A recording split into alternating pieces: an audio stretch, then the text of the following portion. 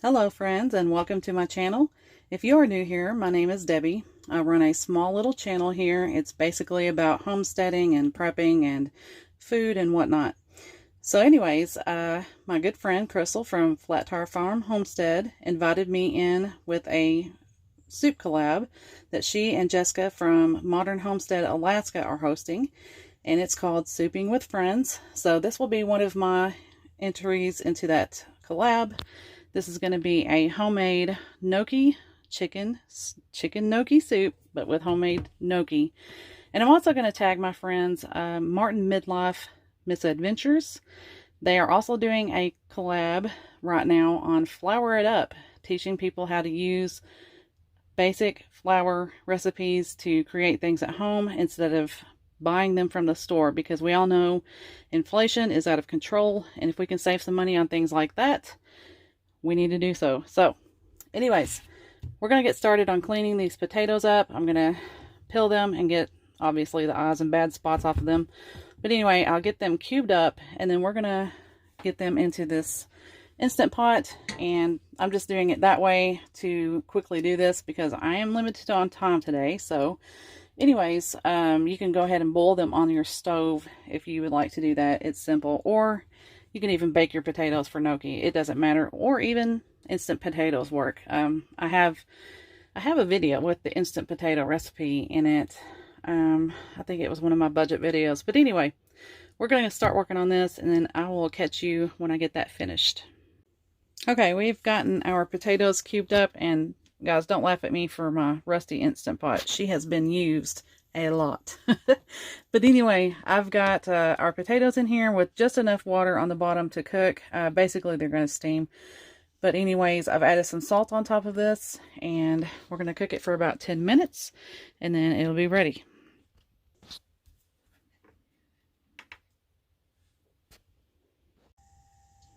Okay, we have our potatoes done. We're going to let them cool off a good bit because we don't want to be sticking our hands in hot potatoes to work on the dough. So that also lets them dry a little bit. You don't want them super wet when you start working on your gnocchi. So we're going to come back to this in a few minutes. We're going to work on something else in the meantime. Okay, now on our Irish soda bread, we are not going to make this as a lot of people do in the traditional way with raisins and that. We're just making a simple Irish bread that's going to go well with a soup. So we have 2 cups of flour in here. This is also a smaller recipe. Normally these use like 4 cups of flour. This one only is 2 cups of flour and 1/2 a teaspoon of salt and 1/2 a teaspoon of baking soda. So we're going to go ahead and get all those dry ingredients mixed together in our bowl.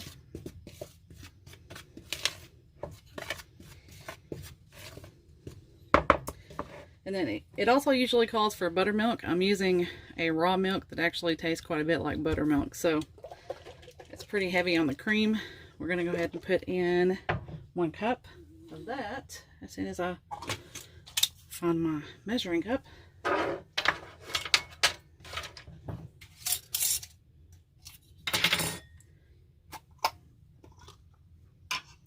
Now I took a lot of our raw milk and put it in these pint jars and froze them for future use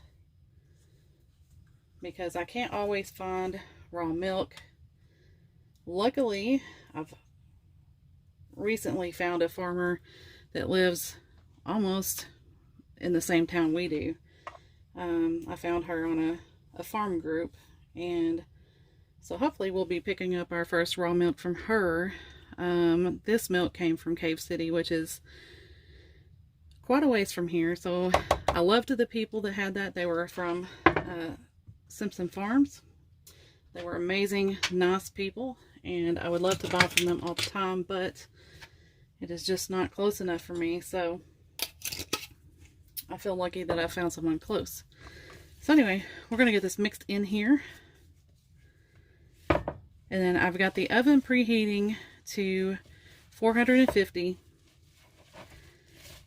and we're going to put that in the oven for 10 minutes at 450, and then it's going to drop to 400 degrees for 20 more minutes. So this is going to be just a small little loaf. Not very big at all. You can see it's a pretty sticky dough. And if you have a large family, you're going to want to make the large recipe. You can double this, but it's just 3 of us, and one of those 3 is half size, so 2 adults and 1 small child. So that's going to be fun. All right, we've added just a little bit of flour into the bottom of our pan. You can bake this on a baking sheet, or you can use a loaf pan if you would like. I do have one of those, but this is so little, we're not going to worry about that. And yes, this whole thing is going to be consumed in 1 meal, so we're not going to have leftovers with this. This would be perfect for 1 person. If you maybe want a little bit left over for the next meal.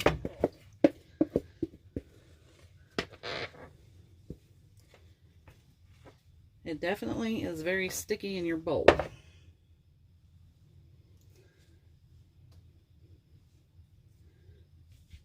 And this doesn't have to be perfect in your pan. It's going to look rustic, as it should. So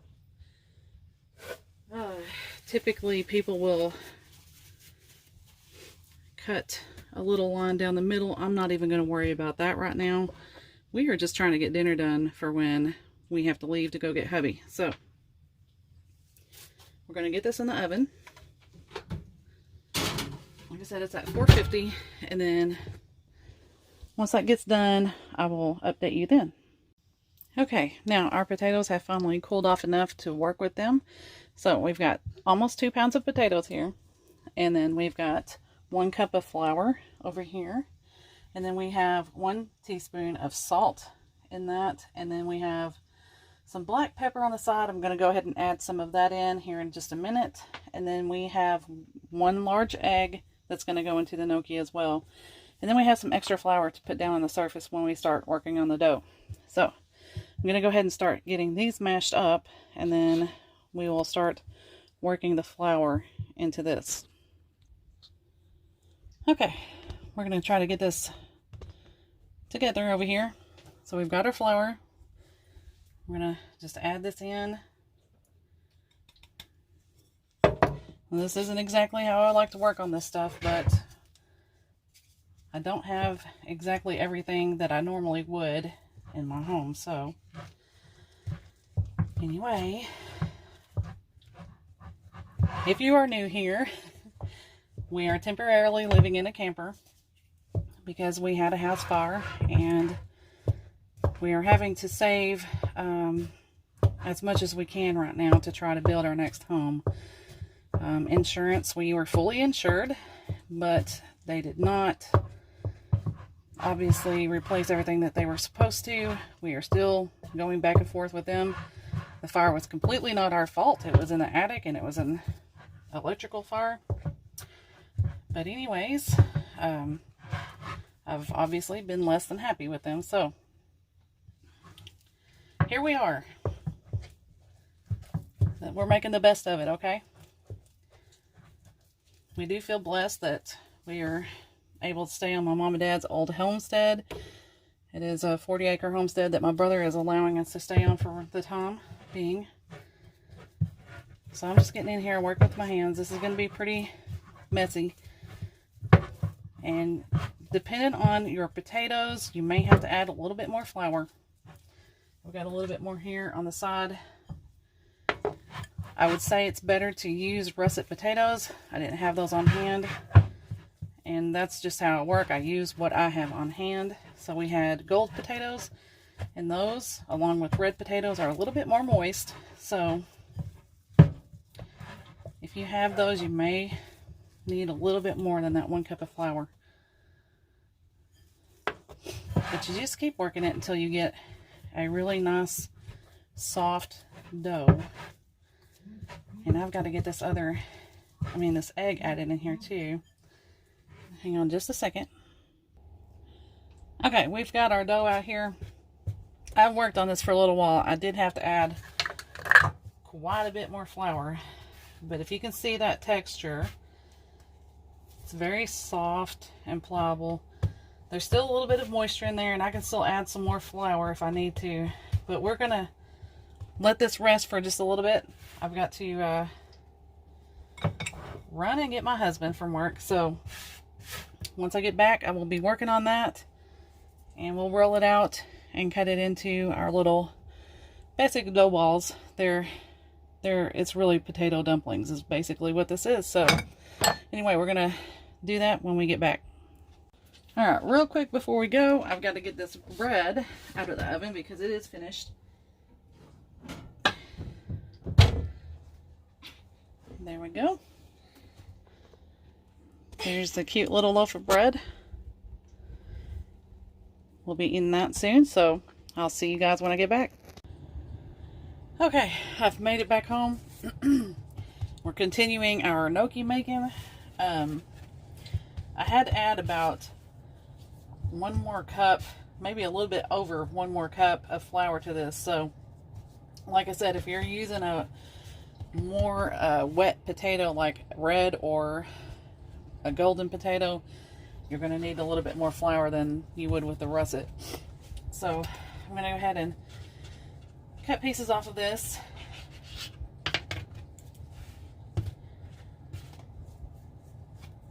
And I've got some extra flour over here on the side. I know I'm going to need some more here in just a minute.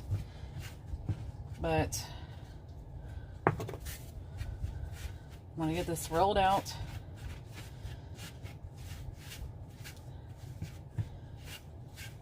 Basically, you want to make it into a log shape. Remember, I said this dough is really soft, really malleable. You can kind of stretch it out if you need to. Now, these aren't going to be the smoothest gnocchi I've ever made. I didn't smash the potatoes really, really well, but that's going to be okay. I prefer to have things look a little rustic when I'm making them at home anyway, so we're not going for perfection restaurant style food here, right? Okay, now I need a little bit of a sharper knife. Give me just a second.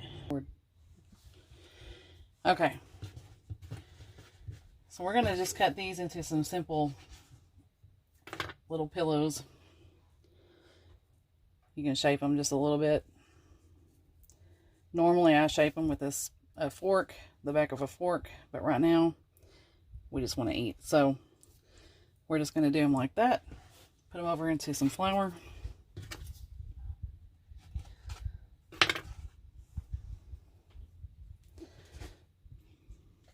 I know my hands are really covered in dough right now, I'm sorry. But anyway, you can see just like that. So I'm going to go ahead and get the rest of these cut up, and then I'll be back in just a minute.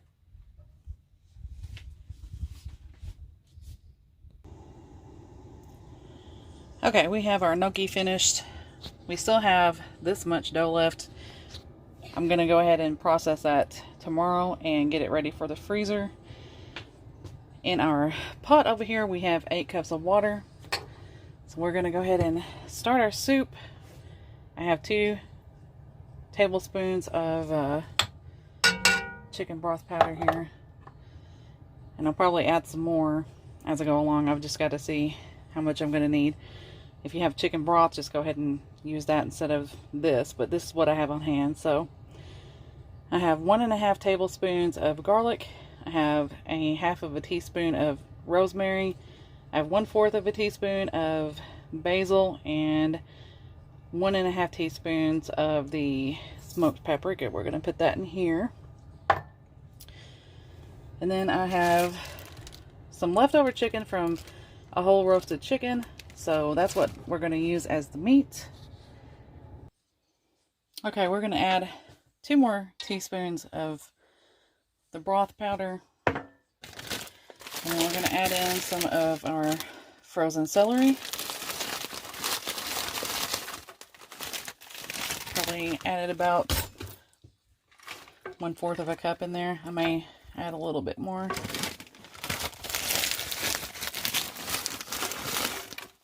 Okay, that may be about a half a cup. Get this mixed in good. We're going to add our chicken in here.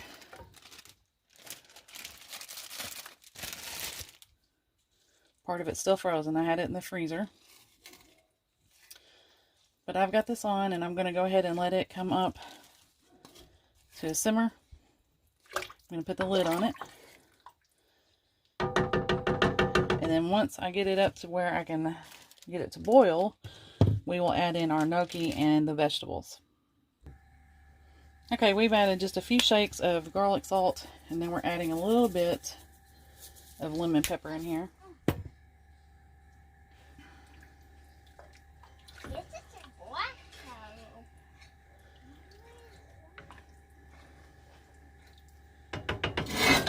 Whoops. Okay, we're about to boil here, so I'm going to go ahead and add in our vegetables here. We have some mixed vegetables. You can do this with anything, though. You can add sweet potato or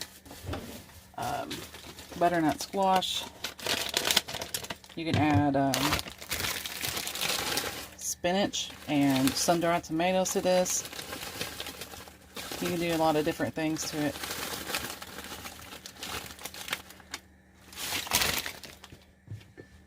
Don't know if I want to add the whole bag in there just yet. I think about half of the bag is what I'm wanting in here. And then I'm going to let that come to a full boil, and then we will add in our gnocchi. Okay, we have our nice boil going on now. So we're going to go ahead and add in our gnocchi.